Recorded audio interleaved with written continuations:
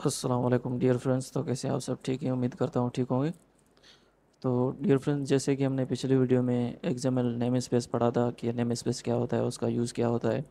यहाँ पर हम उसका प्रैक्टिकल यूज़ देखने वाले हैं एंड्रॉयड में। तो सबसे पहले हम यहाँ पर आएंगे, मैं आपको यहाँ पर बताऊँगा कि लेआउट्स क्या होते हैं और क्यों यूज़ में आते हैं। तो लेआउट्स के सबसे पहले तो लेआउट होता क्या है। तो जैसे कि मैं आपको बता दूँ, ये आपकी समझ लो कि ये आपकी मोबाइल की स्क्रीन है, ये वाली। और उसमें कुछ आपकी एप्लीकेशन बनी हुई है जिसमें कोई इमेज है और कोई टेक्स्ट यानी इनपुट है जहाँ पर आप इनपुट करते हो, और नीचे कोई बटन है यानी साइन अप वाला या लॉगिन वाला। तो ये जो पूरा का पूरा है, ये स्क्रीन के ऊपर, इसको लेआउट आप बोल सकते हैं। क्योंकि जो एक लेआउट होता है वो व्यू ग्रुप होता है, यानी कि उसमें मल्टीपल व्यूज़ आ जाते हैं। तो यहाँ पर जैसे कि आप देख सकते हैं, एक पूरा पूरा लेआउट है और उसमें मल्टीपल व्यूज़ हैं। तो यहाँ पर एक इमेज व्यू है, ये इमेज व्यू है, और ये एडिट टेक्स्ट व्यू है। इनपुट फील्ड को हम एडिट टेक्स्ट व्यू बोलते हैं एंड्रॉयड में।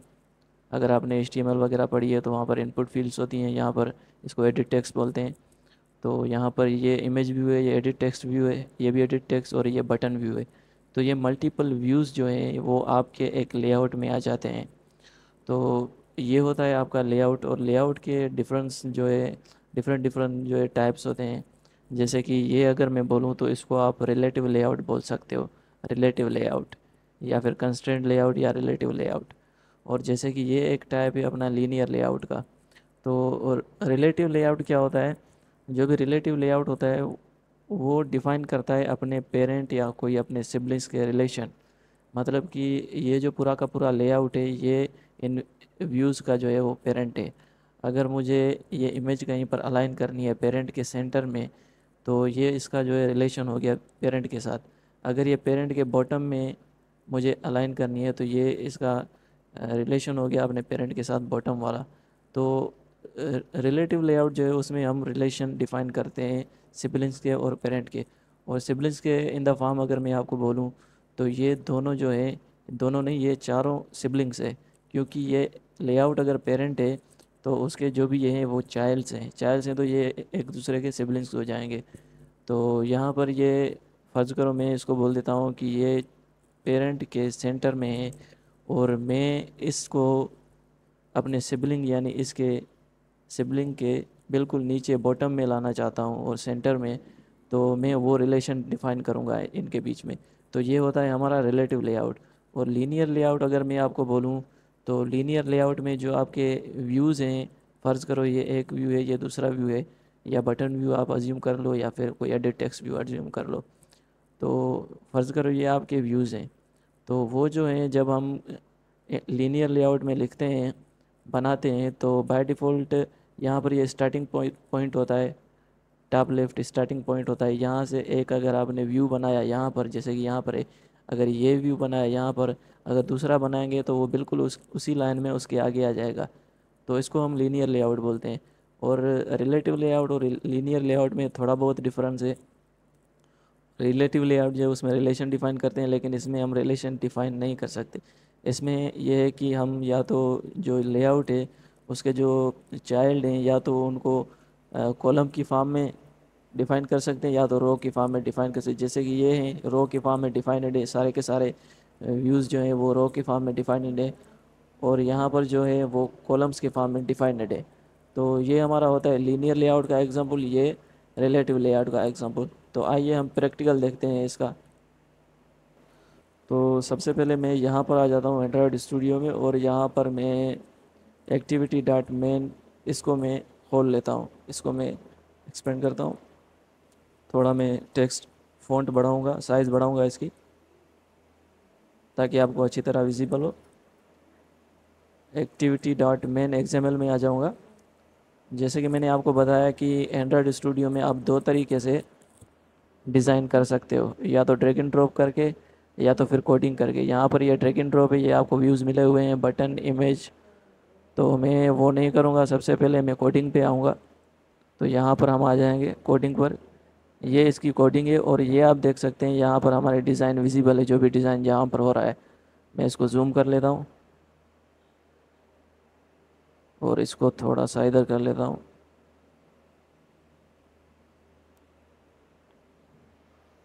तो यहाँ पर जैसे कि आप देख सकते हैं, यहाँ पर बाय डिफ़ॉल्ट जो हमारा है वो कंस्ट्रेंट लेआउट है, लेकिन यहाँ पर हम रिलेटिव लेआउट यूज़ करेंगे। तो सबसे पहले जैसे कि मैंने आपको बताया ये एक्सएमएल है, और एक्सएमएल मैंने बताया था कि ऐसे लिखी जाती है, स्टार्ट की जाती है।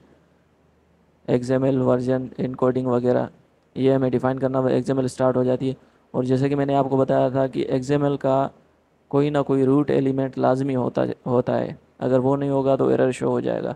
तो ये इसका रूट एलिमेंट है जिसको हम लेआउट कंस्ट्रेंट लेआउट बोल सकते हैं, और उसका ये पेरेंट एलिमेंट है। ये जहाँ पर आप देख सकते हैं टेक्स्ट व्यू, ये सारा यहाँ से शुरू होता है, यहाँ पर ख़त्म होता है। और इसका जो क्लोजिंग टैग है वो बाय डिफ़ॉल्ट सेल्फ क्लोजिंग है, यहाँ पर ये स्लैश दिया हुआ है, सेल्फ क्लोजिंग टैग्स भी होते हैं। तो सबसे पहले मैंने आपको बताया था कि एक्सएमएल नेम स्पेस क्या होता है। उसमें या तो कोई यूआरएल होती है जहाँ से डेटा आ रहा होता है, या तो कोई ट्रू यूआरएल होती है या फेक यूआरएल होती है। तो यहाँ पर आप देख सकते हैं कि एंड्रॉयड नेम स्पेस है जहाँ जिसमें यहाँ पर डेटा को रिकग्नाइज़ किया जा रहा है जो डेटा इस यूआरएल से आ रही है। बाय डिफ़ॉल्ट जो हम एंड्रॉयड के ये आईडी और ये लेआउट यूज़ कर रहे हैं, ये कहाँ से आ रहे हैं, इस यूआरएल से आ रहे हैं जिसको हमने एंड्रॉयड में सेट कर लिया है। इसमें अगर मैं इसको एंड्रॉयड की बजाय मैं कर दूँ यहाँ पर इनको वसीम कर दूँ, तो आप चेक करेंगे कि यहाँ पर जहाँ पर एंड्रॉयड लिखा होगा वहाँ पर एरर आ जाएगा। ये चेक करें, ये क्यों हुआ, क्योंकि यहाँ पर मैंने नेम स्पेस ही चेंज कर दिया। तो मुझे यहाँ पर भी बाय डिफ़ॉल्ट अपना नाम लिखना पड़ेगा।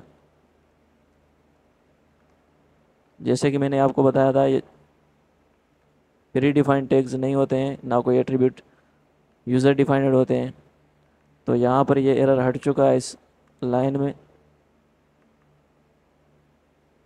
तो मुझे यहाँ पर भी एंड्रॉयड की जगह वसीम लिखना पड़ेगा, लेकिन ये प्रेफरेबल नहीं है। स्टैंडर्ड क्या है, यहाँ पर आप एंड्रॉयड लिख दो। तो मैं आता हूँ, रीसेट कर लेता हूँ इसको। तो यहाँ पर आप चेक कर सकते हैं कि एरर हमारी जा चुकी है। तो अगर एक और चीज़ मैं आपको दिखाऊं, ये यूआरएल है जहाँ से हमें डेटा आ रहा है, अगर मैं इसका कोई भी लेटर मिस कर देता हूँ तो ये वहाँ से डेटा फेच नहीं कर पाएगा और आपको एरर प्रोवाइड कर देगा। जैसे कि एस मैंने इसका हटा दिया स्कीमास का, तो यहाँ पर आप देख सकते हैं कि यहाँ पर लेआउट जो हमारा रूट एलिमेंट है उसको कंसीडर नहीं कर रहा है, टेक्स्ट व्यू जो एलिमेंट है उसको भी कंसीडर नहीं कर रहा है। क्यों? क्योंकि ये जो बाय डिफ़ॉल्ट ये टैग्स हैं यहाँ पर पड़े हुए हैं इस यूआरएल में, वो वहाँ से आ रहे हैं, हम तो सिर्फ लिख रहे हैं, किसी ने बना के रख दिए हैं वहाँ पर। तो मैं इसको सही कर दूँगा, इसकी मास ओके ठीक है, ये सही हो गया। तो ये हमारा नेम स्पेस का फंडा होता है, जैसा कि मैंने आपको बताया था पहले भी। और ये भी एक नेम स्पेस है और ये एक आईडी है। तो सबसे पहले मैं यहाँ पर यूज़ करूँगा बाय डिफ़ॉल्ट जो आपका टैग होता है, कोई लेआउट होता है, उसके दो जो है नेसेसरी यानी कि इम्पोर्टेंट, जो क्रूशल बोला जाए जिसको, वो दो टैग्स होते हैं। एक तो आपका लेआउट विड्थ होता है और लेआउट हाइट होता है। इन दोनों को आपको बताना लाजमी होता है कि इसकी विड्थ कितनी है, इसकी हाइट कितनी है। तो तीन तरह की अलाइनमेंट होती है इसमें, एक तो मैच पेरेंट होता है, और दूसरा फिक्स होता है, और तीसरा रेप कंटेंट होता है। तो तीनों मैं आपको बताऊंगा स्टेप बाय स्टेप, लेकिन सबसे पहले मैं इसकी जो उसको थोड़ा मिनिमाइज़ कर लेता हूँ। तो यहाँ पर आप देख सकते हैं, अगर मैं यहाँ पर बोलूँ कि ये मेरा टेक्स्ट व्यू है और ये मेरा लेआउट है, तो ये मेरा यहाँ पर लेआउट है, मैं यहाँ पर इसको करूँगा रिलेटिव लेआउट। आपको सजेशन मिल जाएगा, यहाँ पर क्लिक कर लें सजेशन पे, तो देख लेंगे कि यहाँ पर अगर मैंने चेंज किया तो नीचे भी चेंज हो गया, अगर नहीं हो रहा है नीचे चेंज तो आपको खुद से लिखना पड़ेगा। ध्यान रहे कैपिटल का स्मॉल में ना हो जाए। तो ये रिलेटिव लेआउट मैंने यहाँ पर डिफ़ाइन कर लिया है। बाय डिफ़ॉल्ट ये नेम स्पेस इसमें रहते हैं, क्योंकि यहाँ से इस नेम स्पेस में हमारा एंड्रॉयड का डेटा आ रहा होता है। और यहाँ पर जो ऐप के हम थर्ड पार्टी लाइब्रेरीज़ जो है इंस्टॉल करते हैं वो यहाँ पर हम रखते हैं उनका यूआरएल। और ये टूल्स में हमें बताता है कि इसका टूल्स में हमने किससे कनेक्टिविटी प्रोवाइड की है। तो इसका मतलब क्या है कि कॉन्टेक्स्ट में हमने जो ये हमारा लेआउट है उसकी कनेक्टिविटी किसके साथ है, अगर बैकएंड हम करें तो किसके साथ करेंगे। तो यहाँ पर हमने लिख दिया डॉट मेन एक्टिविटी, जो कि जावा की एक क्लास है, यहाँ पर आप देख सकते हैं डॉट मेन एक्टिविटी। तो इससे हमने कनेक्टिविटी इसको बताया कि ये हमारा इससे कनेक्टेड है, जब हम बैकएंड करेंगे तो इसके साथ करेंगे। तो ये चीज़ ये होती है, और ये तो बाय डिफ़ॉल्ट आपके रहेंगे ही, ये नेम स्पेसेस आपके रहेंगे, अदरवाइज़ आपको एरर प्रोवाइड हो जाएगी। जैसा कि मैंने आपको बताया कि यहाँ पर ये चीज़ लाजमी होती है, यहाँ पर आपको कोई भी अगर आप लेआउट लेते हो या फिर कोई व्यू लेते हो तो आपको उसकी विड्थ और हाइट डिफ़ाइन करना लाजमी हो जाता है। तो यहाँ पर इसकी लेआउट की विड्थ क्या है, मैच पेरेंट। मैच पेरेंट का मतलब क्या है, जो स्क्रीन होगी मोबाइल की वो होगी लेआउट की पेरेंट, जो मोबाइल की स्क्रीन होगी वो लेआउट की पेरेंट होगी, पेरेंट कहलाएगी। यानी कि यहाँ पर ये मोबाइल है, ये आपका स्क्रीन है, तो ये फ़र्ज़ करो यहाँ पर आपका लेआउट है और ये आपके मोबाइल की स्क्रीन है। तो यहाँ पर मैंने क्या बताया कि जो लेआउट आएगा वो पूरा का पूरा जो पेरेंट की स्क्रीन है वो उसके साथ मैच हो जाएगा, पूरी की पूरी स्क्रीन की विड्थ जो है वो रिज़र्व कर लेगा और पूरी की पूरी स्क्रीन की हाइट रिज़र्व कर लेगा। तो ये होता है मैच पेरेंट। अगर मैं इसको रैप कर दूं तो ये बाय डिफ़ॉल्ट उतनी ही जगह लेगा जितनी इसको ज़रूरत में होगी। जैसे कि आपने अगर HTML पढ़ी है, स्पेन टैग होता है, ऐसे ही अगर रैप कंटेंट कर दूं इसको तो आप यहाँ पर देख सकते हैं कि यहाँ पर जितना टेक्स्ट लिखा हुआ है हेलो वर्ल्ड, यहाँ पर ये वाला ये टेक्स्ट व्यू जहाँ पर लिखा हुआ है सिर्फ उतनी विड्थ इसने रिज़र्व कर ली है। ये आप विड्थ चेक कर सकते हैं। तो मेरे कहने का मतलब ये था, यहाँ पर एक लाइन आ चुकी है, कितनी विड्थ इसने रिज़र्व की है, जितना यहाँ पर कंटेंट इसके अंदर है, इस लेआउट के अंदर। कौन सा कंटेंट, टेक्स्ट व्यू। तो रैप कंटेंट का फंडा यही होता है, उतनी जितनी साइज़ होती है किसी भी लेआउट में किसी भी व्यू की, वो उतनी साइज़ ले लेता है, रिज़र्व कर लेता है। तो अगर मैं इसको भी रैप कंटेंट कर लूँ तो ये आप देख सकते हैं यहाँ पर सिर्फ इतनी ही इसने साइज़ ले ली है, विड्थ और हाइट।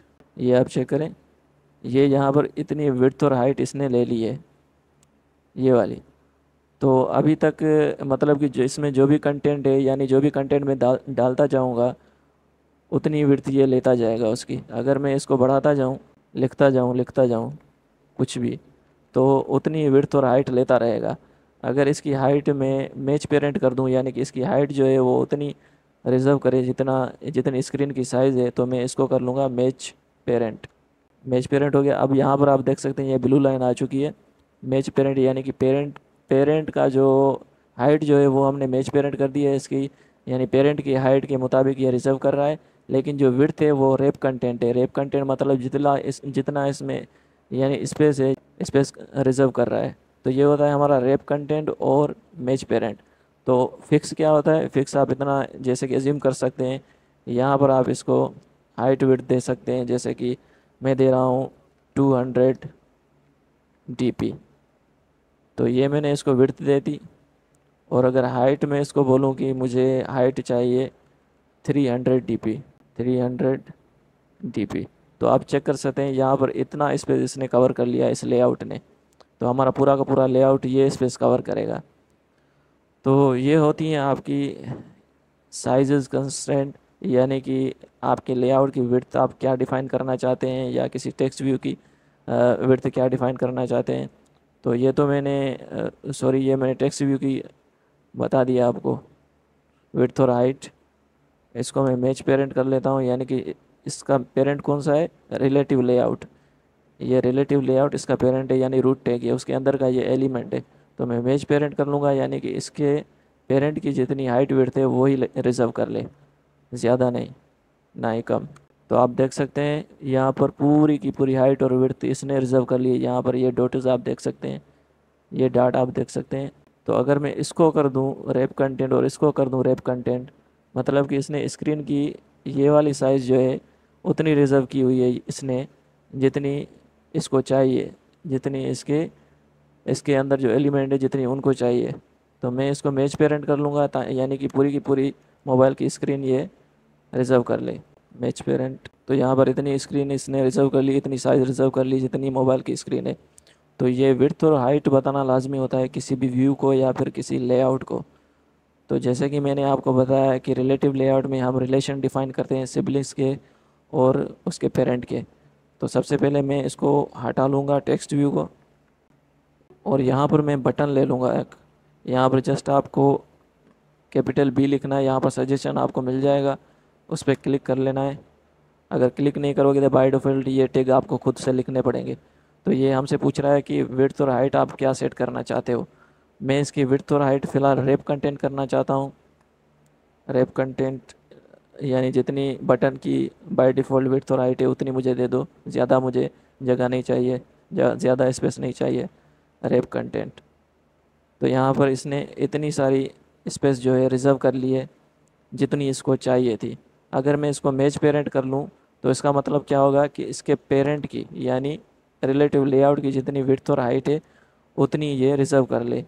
मैच, तो हाइट तो उसने इतनी रिज़र्व कर ली, अगर मैं सॉरी विड्थ तो इसने इतनी रिज़र्व कर ली, अगर हाइट को भी मैं मैच पेरेंट कर दूँ तो आप यहाँ पर देख सकते हैं पूरी की पूरी स्क्रीन यानी जो इसके पेरेंट है, रिलेटिव लेआउट जो इसका पेरेंट है उसकी जितनी इस जितना स्पेस उसने रिज़र्व कर लिया इसने भी उतना ही रिज़र्व कर लिया है, यानी पेरेंट का पूरा पूरा स्पेस रिज़र्व कर लिया है।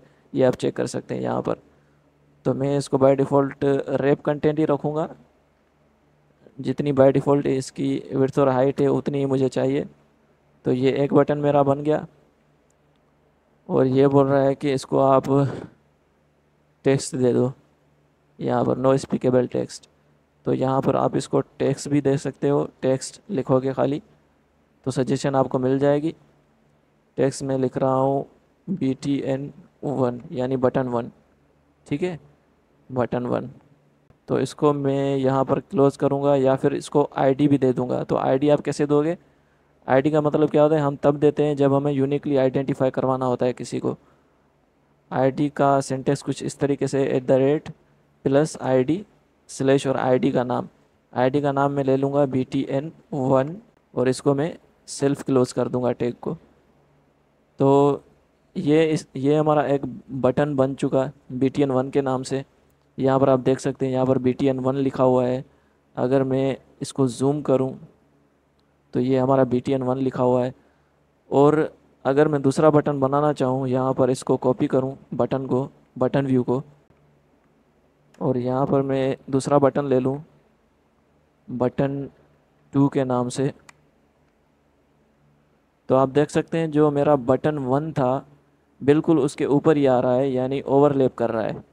इसकी आईडी मुझे BTN2 करनी होगी क्योंकि सेम हो रही है, इस वजह से एरर दे रहा है।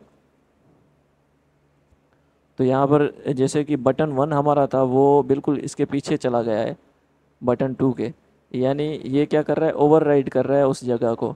जो जो हम लेआउट यहाँ पर यानी जो अपने व्यूज़ बनाते जाएंगे वो ओवरलैप होते जाएंगे, एक दूसरे के ओवरलैप होते जाएंगे। तो मैं यहाँ पर क्या करूँगा, इसको मैं बोलूँगा कि BTN2 जो है,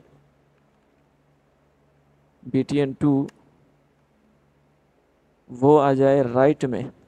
बाय डिफ़ॉल्ट हम जो भी व्यू बनाते हैं वो हमारा स्टार्टिंग यहाँ से शुरू होता है, टॉप लेफ़्ट से, ये स्टार्टिंग पॉइंट होता है।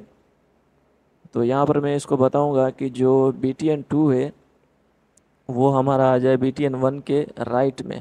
तो राइट में मैं लेना चाहता हूँ इसको। सबसे पहले मैं लिखूँगा अलाइन, यहाँ पर मैं इसको करूँगा Android layout to right of, right of किसके राइट में, यहाँ पर मैं आईडी बता दूँगा BTN1 के राइट में आ जाए, ये अलाइन हो जाए।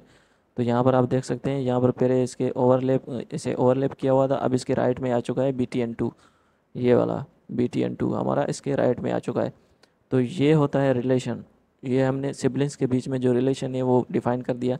यानी BTN1 वाली आईडी किसकी है, बटन 1 की, BTN1 की। तो मैंने क्या बोला इसको कि आप अलाइन हो जाओ BTN1 के राइट में, यहाँ पर लिखा हुआ है लेआउट टू राइट ऑफ, किसके राइट में, BTN1 के राइट में आप अलाइन हो जाओ। तो ये राइट में अलाइन हो चुका। अगर मुझे बिल्कुल बॉटम में इसके में अलाइन करना है तो मैं क्या करूँगा, यहाँ पर लिखूँगा टू, मुझे इसको बताना पड़ेगा कि आप बिलो में आ जाओ, बिलो यानी नीचे आ जाओ किसके, BTN1 के। तो मैं इसको करूँगा बिलो, जस्ट मैं इतना लिखूँगा, मुझे सजेशन मिल जाएंगी लेआउट बिलो। तो इसको क्लिक करूँगा मैं, किसके बिलो में आ जाओ, बिलो यानी उसके नीचे, किसके नीचे, BTN1 के नीचे आ जाओ। तो ये यहाँ पर BTN1 के नीचे आ गया। तो ये मैंने सिबलिंग का जो है रिलेशन बता दिया, यानी ये जो सिबलिंग है हम कैसे रिलेशन प्रोवाइड करते हैं सिबलिंग के बीच में, आईडी देकर हम उनको आईडी के थ्रू अलाइनमेंट करते हैं सिबलिंग के बीच में। जैसे मैंने यहाँ पर बताया, इसको पहले बताया कि इसके राइट में आ जाओ, फिर बताया इसके लेफ़्ट में आ जाओ। अगर मुझे पेरेंट के बीच में, पेरेंट और चाइल्ड के बीच में रिलेशन बताना है तो मैं क्या करूँगा, यहाँ पर BTN1 के ऊपर आऊँगा। BTN1 में मैं इसको बोलूँगा कि आप अलाइन हो जाओ बॉटम ऑफ पेरेंट। तो मैं इसको बोलूँगा अलाइन पेरेंट बॉटम, पेरेंट के बॉटम में चले जाओ आप, और इसको ट्रू कर दूंगा मैं। तो यहाँ पर आप देख सकते हो, अगर मैं इसको ऊपर करूँ तो बिल्कुल ये इसके नीचे आ गया, यानी पेरेंट के बॉटम में आ गया। तो मैं क्या करूँगा, इसको सेंटर भी कर सकता हूँ। तो इसको हटा के मैं लिखूँगा सेंटर। सेंटर आप कैसे दे सकते हो, या तो सेंटर इन पेरेंट, यानी जो पेरेंट है इसका लेआउट, उसके सेंटर में आ जाओ। यहाँ पर बिल्कुल इसके सेंटर में आ चुका है, आप देख सकते हैं यहाँ पर। इसको मैं थोड़ा जूम आउट कर लेता हूँ। तो ये इसका पेरेंट है, लेआउट पूरा। तो मैंने इसको बोला है कि आप सेंटर इन पेरेंट, यानी जो आपका पेरेंट है उसके बिल्कुल सेंटर में आ जाओ। तो उसके सेंटर में ये आ चुका है। लेकिन ये जो है BTN2, इसको मैंने क्या बोला है, BTN2 को मैंने क्या बोला है कि आप जो है वो बिलो में आ जाओ, यानी उसके नीचे आ जाओ। किसके, BTN1 के, BTN1 के नीचे आ जाओ। ये देखो, ये तो इसके नीचे है, लेकिन ये जो है वो पेरेंट के सेंटर में है, लेकिन ये जो BTN2 है वो बिल्कुल इसके नीचे है। तो मुझे अगर इसके साइड में लेके जाना है, यानी इसको भी इसके नीचे करना है, तो मैं इसको अलाइनमेंट कर सकता हूँ। इसको भी मैं बोल सकता हूँ कि आप चले जाओ सेंटर इन पेरेंट, ट्रू। तो आप देख सकते हैं यहाँ पर दोनों सेंटर में आ चुके हैं। तो इस तरीके से कोई अलाइनमेंट होती है, हम रिलेशन बताते हैं सिबलिंग्स के बीच में और पेरेंट और चाइल्ड के बीच में। तो ये होता है हमारा रिलेटिव लेआउट। अगर आपको यहाँ पर सेंटर दो किस्म के होते हैं, या तो वर्टिकल सेंटर या तो फिर हॉरिजॉन्टल सेंटर। अगर मैं करूँ सेंटर वर्टिकल करूँ, तो इसका मतलब क्या होगा कि जो वाई एक्सेस से उसके बिल्कुल सेंटर में आप आ जाओ, पेरेंट के सेंटर में नहीं, पेरेंट के वाई एक्सेस यानी सेंटर में।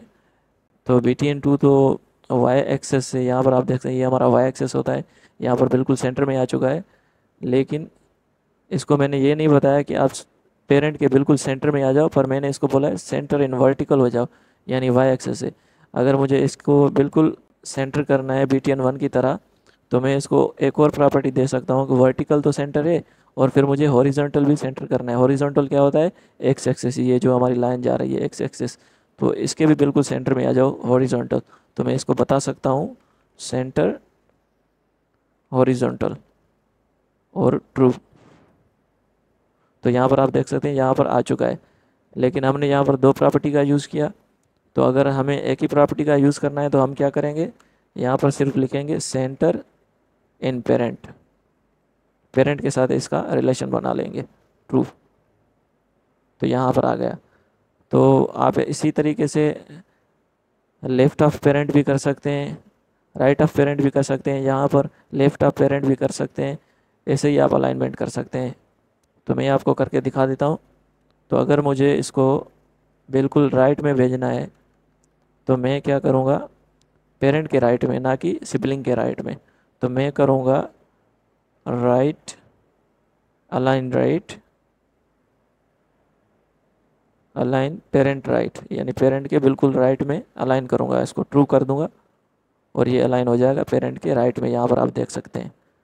अगर मुझे बॉटम में अलाइन करना है तो बॉटम में कर सकता हूँ, जैसे कि मैंने आपको पहले भी बताया था। बॉटम, आपको बस इतना ही लिखना है, सजेशन आपको मिल जाएंगी, लेआउट पेरेंट बॉटम। तो बॉटम कर दूंगा, इसको ट्रू कर दूंगा, लेआउट अलाइन पेरेंट बॉटम। तो ये बॉटम में अलाइन हो चुका है, लेकिन किसके नीचे, BTN1 के नीचे। तो ये हमारा होता है अपना रिलेटिव लेआउट। तो उम्मीद है आपको रिलेटिव लेआउट समझ में आ चुका होगा। वहाँ पर हम रिलेशन बताते हैं पेरेंट और सिबलिंग के बीच में। तो अब आते हैं हम अपने लीनियर लेआउट पे। तो यहाँ पर एक चीज़ आप नोट करिएगा, जो भी हम यहाँ पर व्यूज़ बनाते हैं रिलेटिव लेआउट में, वो एक दूसरे को ओवरलैप कर लेते हैं। लेकिन जो लीनियर लेआउट है उसमें ओवरलैपिंग नहीं होती, उसमें लीनियरली यानी लाइन बाय लाइन वो व्यूज़ अलाइन होते जाते हैं। तो इसको मैं लीनियर लेआउट कर लेता हूँ। कभी कभी हमें लीनियर लेआउट की ज़रूरत पड़ती है जब हम पेजिनेशन करते हैं, पेजिनेशन बनाते हैं या फिर कोई फॉर्म बनाते हैं, एक इनपुट के साइड में दूसरा इनपुट लगाते हैं, लीनियर लेआउट। और ये मैं हाइट और विड्थ मैच पेरेंट रख लूँगा। और ये बाय डिफ़ॉल्ट हमें क्या बोलता है, यहाँ पर एरर आ जाता है, इसको क्लिक करो, क्या बोल रहा है, मिसिंग एक्सप्लिसिट ओरिएंटेशन। तो ओरिएंटेशन क्या होता है मैं आपको बताता हूँ। सबसे पहले यहाँ पर मैं बटन क्रिएट करूँगा और मैं आपको दिखाऊंगा कि लीनियर लेआउट कैसे काम करता है। बटन मैं करूँगा रेप कंटेंट,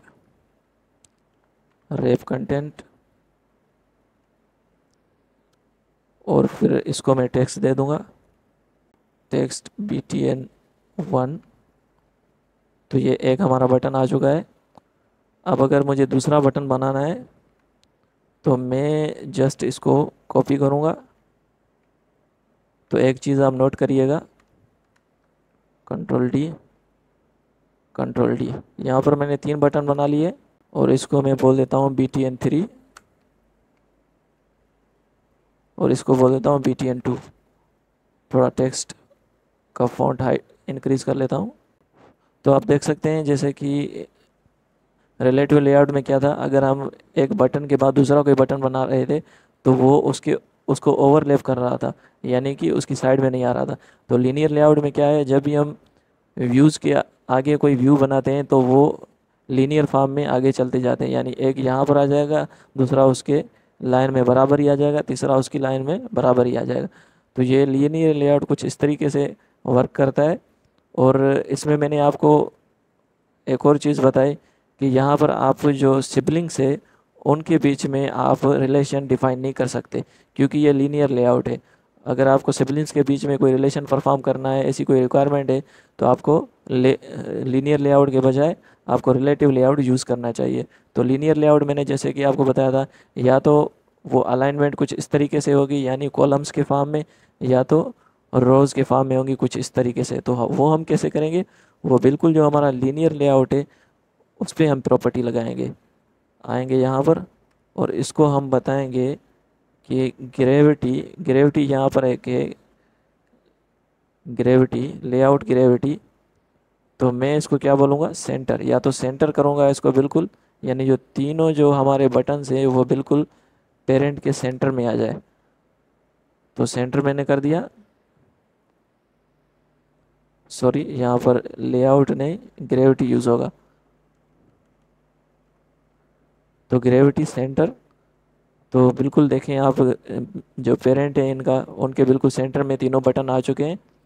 तो अगर मैं इसको अलाइनमेंट करूं, कॉलम की बजाय रोज़ में अलाइनमेंट करूं, ओरिएंटेशन का हम यूज़ करते हैं या तो रो की फॉर्म में दिखाने के लिए या कॉलम की फॉर्म में दिखाने के लिए। ओरिएंटेशन हम इसको बताते हैं या तो वर्टिकल दिखाओ या तो हॉरिजॉन्टल तो अभी है हमारा, हम इसको वर्टिकल करेंगे। तो आप देख सकते हैं यहाँ पर रोज़ की फॉर्म में ये ग्रुप जो है अलाइन हो चुका है, रो 1, रो 2, रो 3। तो ये होता है ओरिएंटेशन, यानी इसमें लीनियर लेआउट में आप ओरिएंटेशन बताते हो कि आपको अलाइनमेंट ग्रुप की कैसे करनी है, और ग्रेविटी में आप बताते हो कि आपको यहाँ तीनों के तीनों जो यानी कि जो भी आपके व्यूज़ हैं, व्यू ग्रुप है, उसको हम आप कहाँ पर अलाइन करना चाहते हो, सेंटर में करना चाहते हो या वर्टिकल सेंटर करना चाहते हो या हॉरिजॉन्टल सेंटर करना चाहते हो या लेफ़्ट में करना चाहते हो या राइट में। जैसे कि यहाँ पर अगर मैं करूँ लेफ़्ट, तो लेफ़्ट में मैंने कर दिया है। अगर मैं यहाँ पर राइट करूँ तो बिल्कुल राइट में आ जाएंगे, पूरा का पूरा ग्रुप चला जाएगा। अगर मैं करूँ वर्टिकल राइट, सेंटर वर्टिकल तो बिल्कुल सेंटर में यानी एक्स एक्सिस से बिल्कुल सेंटर हो जाएगा, लेकिन रोज़ की फॉर्म में। अगर मुझे कॉलम्स की फॉर्म में दिखाना है तो मैं ओरिएंटेशन को कर दूंगा हॉरिजॉन्टल, बाय डिफ़ॉल्ट हॉरिजॉन्टल होता है। तो इस तरीके से हमारा लीनियर लेआउट काम करता है। और रिलेटिव लेआउट जैसे कि मैंने आपको बताया उस तरीके से लीनियर लेआउट काम करता है। और आगे चलकर हम स्टेप बाय स्टेप चलेंगे। ये था हमारा लेआउट, और हम कंस्ट्रेंट लेआउट को भी देखेंगे आहिस्ता आहिस्ता। जो भी लेआउट हैं हमारे वो क्लियर करेंगे आहिस्ता आहिस्ता। लेकिन इसके बाद हम कुछ व्यूज़ को देखेंगे, जैसे edit text views, button views. उनको हम अच्छी तरीके से डिफ़ाइन करेंगे और देखेंगे कि इनकी अलाइनमेंट कैसे होती है, इनका कलर चेंज कैसे करना है, इन पे स्टाइल कैसे परफॉर्म करना है। तो मिलते हैं नेक्स्ट वीडियो में, तब तक के लिए अपना ख्याल रखें। अल्लाह हाफिज़।